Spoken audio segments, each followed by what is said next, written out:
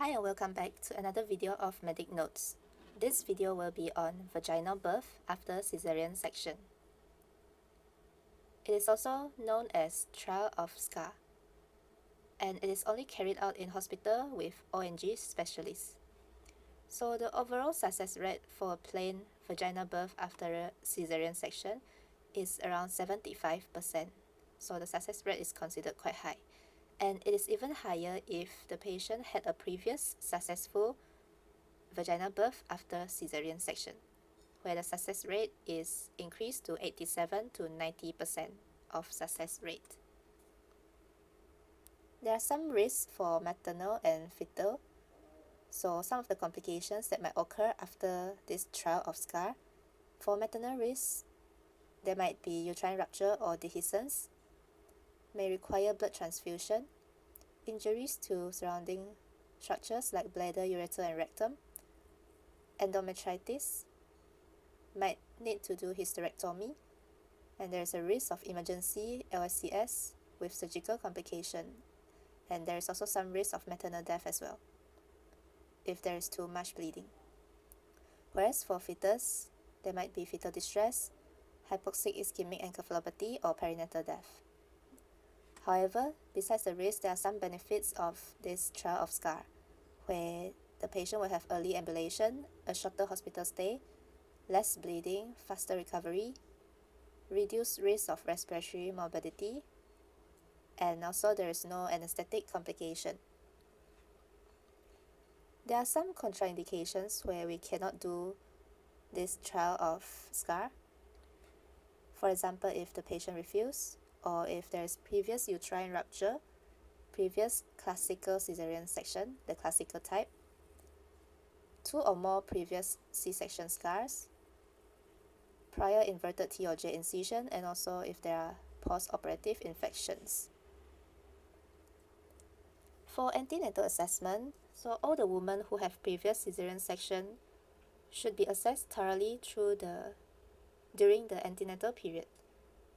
Counsel the woman for specialist hospital delivery, and also ask for more information regarding the previous surgery.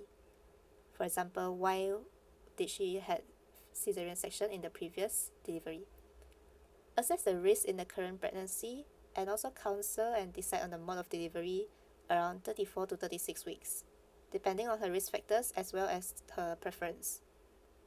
So if the woman is suitable for VBAC, then we can counsel her according to the counseling form, and also document the plan for delivery in the antenatal card. So this is the management for antenatal period. So regarding the risk assessment, there are a few factors we have to take note, which are the factors regarding the previous surgery, the previous caesarean section, and also factors in the current pregnancy. So first we will look at the factors regarding the previous surgery. First, we have to ask what was the indication for her previous caesarean section. Because, for example, in cases such as due to labor dystocia or cephalopelvic disproportion, then the chances of a successful VBAC may be reduced in this pregnancy as well. Also, we have to ask what was the type of uterine incision in the previous caesarean section. So this VBAC should only be allowed if the previous incision was within the lower segment of the uterus.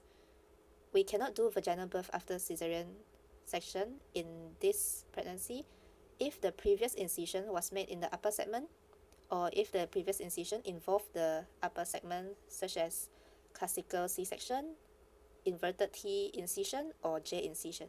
Then those are contraindicated for VBAC. Next, we have to ask regarding the previous surgery, what were the intraoperative findings, and were there any difficulties faced? So in the event of previous scar dehiscence, then the woman should not be allowed VBAC, and we should repeat the C-section at least 1 week earlier than the gestational age of the pregnancy with the dehiscence.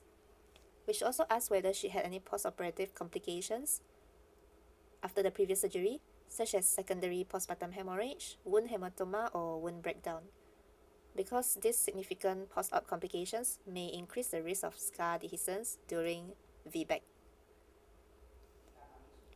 So next, we should also ask the factors in the current pregnancy.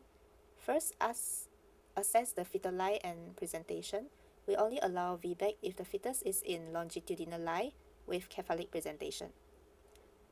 Check the number of fetus. So in general, VBAC is not advised in multiple pregnancy. The estimated fetal weight is important as well because VBAC is contraindicated if the estimated fetal weight is 4 kg or more, because the baby is considered macrosomia baby. And the placenta site, so any woman who had a previous scar and placenta previa major anterior will need a scan by the ONG specialist to rule out placenta accreta spectrum. Also, ask the inter-delivery interval. So, an inter-delivery interval of 18 months or more is considered safe for VBAC. Any history of previous vaginal delivery, because a history of successful vaginal delivery will increase the chances of a successful VBAC. And also check the current BMI, because if the patient is an obese patient, if the BMI is more than 30, it actually reduces the success rate of the VBAC.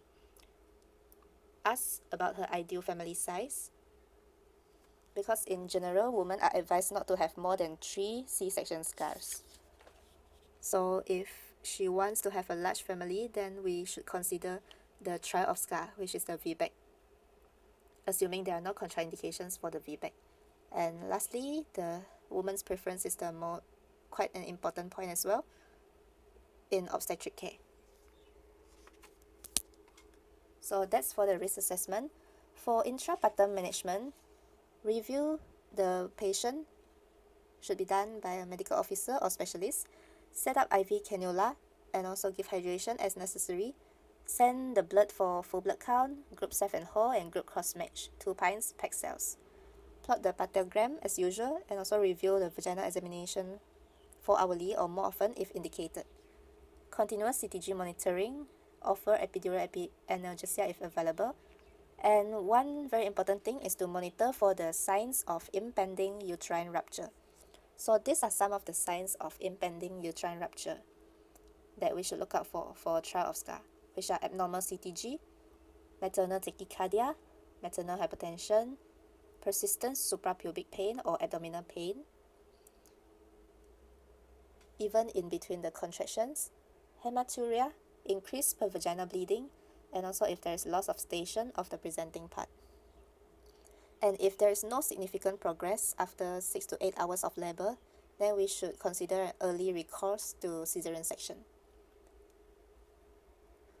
So these are the factors that increase and decrease the success rate of the trial of scar.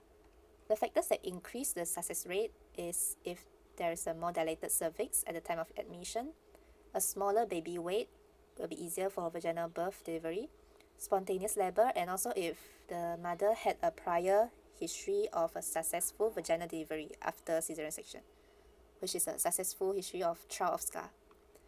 And these are the factors that decrease the success rate, where the labor required induction of labor, there is no previous vaginal birth, no previous trial of scar, BMI more than 30, the mother, and also if the previous cesarean section was due to shoulder dystocia of the baby. So that's all for this video. Thank you.